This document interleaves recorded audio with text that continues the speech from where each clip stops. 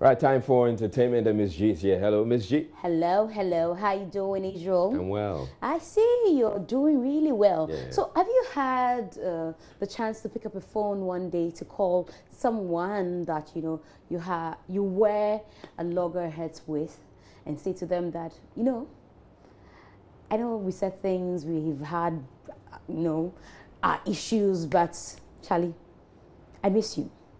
I don't have people like that. Oh, even no, you're smiling, guy. You have this mischievous smile No, on. I don't have people like I like to engage people and then that'll be it. Not even at home. No. Oh, I see. Okay. So you remember the story I brought you about the Yvonnes being together on set? So I mean Yvonne Okoro and Yvonne Nelson being on set, and everybody was wondering what happened. Well, here's what happened. Yvonne Okoro picked up a phone and called Yvonne Nelson. It's normal. You have friends that when you're growing up with, you guys just take a break from each other due to one reason or another or a misunderstanding. And this industry, unfortunately, does not encourage female relationships because there's always backbiting, there's always competition. It's a hearsay, she say nonsense. So you get to a point where you decide, okay, you know what? It's constant. Oh, they said you said this. They said you said this. They said you said this. And if you know me very well, if I do say something about, my mother taught me something. She said, if you say it, we know we all like to gossip. Say you've said it. But it's over. I mean, after a while, you sit down and you start to think, why are you even fighting? It doesn't even make sense anymore. It's so unnecessary. And when you're almost 33 years old. This is the first time I've ever said my age. Wow. Yes. I'm lucky then. When you're almost 33 years old, certain things just becomes so, it depends. Some people mature faster in thinking wise, thoughts wise, and some people just don't. And I just got to a point where I just picked up my phone one day, weirdly enough, I just picked up my phone and I said, Yvonne, where are you? She said, hey, what's up? Oh. And I said, I'm nothing. Then I said, you know what? Do you want me to come over? You want to come over to my house? And she said, I could come over to your house. And she came over and that was it. I said, forget it. We said some stuff about each other. Maybe we meant it, maybe we didn't at that particular moment, but I miss you. And then let's just get it over and done with. And then that was the end. And we've been friends since, really enough, we actually go for prayer meetings together. So it's unnecessary.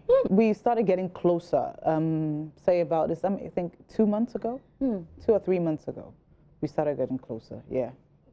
And we saw pictures of you getting more close to Sandra. Yeah. That Sandra was almost everywhere with you. Yeah. And then the indication we were getting, I don't know how true it is, that, Sandra and Yvonne used to be friends. And you took sides and you took Sandra with you. Oh my God. Yeah. The truth of the matter is I was friends with Sandra. I was friends with Yvonne, then I became friends with Sandra. Sandra and Yvonne were not friends. So it was through me that they kind of became close. Oh. So it has nothing to do with, so when people say that, I'm like, oh, what are you guys talking about? This, whatever squabble we have is so unnecessary sometimes. I have qualities that I'm sure might irritate Yvonne. Yvonne too has qualities that she knows irritates me. So Sandra as well. So in the end, you have to try and sift through and see which one if the good outweighs the bad. How are you managing the two of them and their relationship? Because now you're in the middle. I'm never in the middle. I'm never in the middle. Everybody takes, it depends on them. I know they're cool. They may not be the best of friends, but I know they're cool. I don't think they have anything against it. Sandra never talks bad about Nelson, and Nelson never talks bad about Sandra. And then I'm there, and then I don't discuss any with any. So You're stranded then. I'm not stranded. I'm actually getting the best of both worlds. I have beautiful Yvonne, I have beautiful Sandra all to myself. So hey, but you know what? They're cool. They're friends. They're not friends. I won't say they pick up the phone, but then they see each other and then they talk. But people don't know that. They always think we see each other and they want to probably stab each other. No, but it's not like that. Definitely not like that. That's words. Those are words from your favorite actress. She's got the goodies, and that's Yvonne Okoro. She's going to invite you one of these days to Cooking with Yvonne, which is started. She has a cooking show, Cooking with Yvonne. I love it. I know you love to cook because you get the opportunity to, see we Philly Gado. get to bond. Yeah, I know. That kind of bonding. I understand you. So that's when your food will even go bad. Because No, you'll be it concentrating won't on go making bad. food. Eh? It won't go bad. You won't go bad. Anyway, quickly also, let's talk about the man who, I think you and him have something in common. Ajete Anand. Pusha. Yeah. Yeah. So, hey, you're excited about that. Okay, so Pucha is talking about nudity in movies. He's saying to his colleagues that be cautious because people tend to look at you and say you are my role model. You don't beg them to, so be cautious. But the question to him is, can we ever stop thinking that show business is full of promiscuous people? You know, we would have to make that change. It's not just people just deciding that, oh, we've said so much of that. It's our lifestyle, the choices we make. You know, it's unfortunate that most times we are the ones who are tagged as, you know, exposing ourselves, way of dressing. But the irony is that we become role models, become mentors for young people, and if we're not careful of some of these choices that we make, we're sort of handing over wrongly, in my opinion. So even though we want to really be modern, contemporary, latest fashion in town, we should also still be careful about what we expose and what we keep covered. So, yeah. There are many people who also say that I never told your children to have me as role models. I've heard a couple of people say that.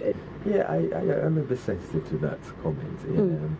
Because, you know, this medium of camera, you know, has a way of just projecting us into homes, and that should make us sit like the way we're in a position where we can influence a lot, whether positive or negative way.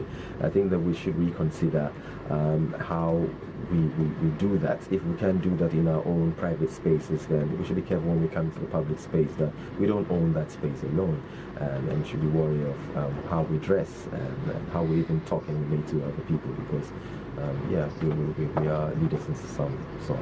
Now, could it also be that we underestimate the power or influence that you know, this business brings? I think we do. I think we do. That is one of the the reasons that has sort of been one of the main problems of this industry, underestimating it. And I think that any country that does that does harm to itself. But they say nudity sells. Well, you see, it's always, we're always at a crossroad where, you know, you're gonna ask, should we give the audience what they want or what they need? And we have to be careful that we're not giving them what they want always, because we have the power also to give them what they need. Sometimes society necessarily doesn't know where to go. But if you give them what they need, then you're helping them. Yes, we need to sell and make profit, but we should be careful that we're not spoon-feeding them in a way that would hit back at us. Because remember that whatever we put into society, it reflects back, it bounces back to us. So that's the man, Ajete Anand. And I guess you guys have some Pusha, aura oh, around Pusha. you and Ajete Anand. We're cool like that. Yeah, I know, right? Cool but stern. That's the thing. But also, yesterday, Kwakasi talked about smoking and all that. We are yet to get the reactions from the parliamentarians. I hear they will break, and when they get back, we are sure they'll invite him. But that's another one from Kwakasi. Probably not. Well, we hope so. But Kwakasi says that he's worked for 15 years. He's received nothing at all from the... Oh, you know that, right? He speaks to Doreen Ando again, but also he tells us that his song, the one we refer to, Abodam Crazy, was because he was hungry. He was famous, but he had no money in his pocket. It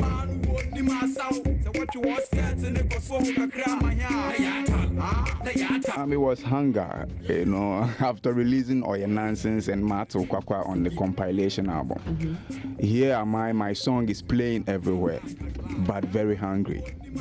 Because I wasn't getting, you know, no shows, nothing, but the songs were playing. And at that time, were you receiving royalties? I wasn't. Up to now, haven't received anything. Have you gone to check on? I went one time, then me and Fennec went, and it got into a fight. They fought us, so I decided not to go there again. Is there any chance you're going to go back and ask for your? Yeah. Now that Uncle Kodwentri is the Gamro president. No, it's he's Rex not- Omar. Rex Omar. Omar. Yo, Uncle Rex, I'm Yeah. coming for my royalties. It's been almost 15 years. Yeah, but I think I think Uncle Rex has been very, open about this royalties thing, and he was here a couple of weeks ago, and he did explain how it works and everything. So I am sure that he would give you an ear. Yeah, You go the out there thing and is, talk to him the about thing it. is, we hear a lot of, big amounts of money that they take. And I learned 30% goes into the administration, the running of the administration. That's okay, but the 70%, who gets them? Who gets it? We've been the main players of the game for almost over 10 years, and if we are not receiving anything, I've spoken to most of my colleagues who are doing well, they've not gotten anything. So who gets that money?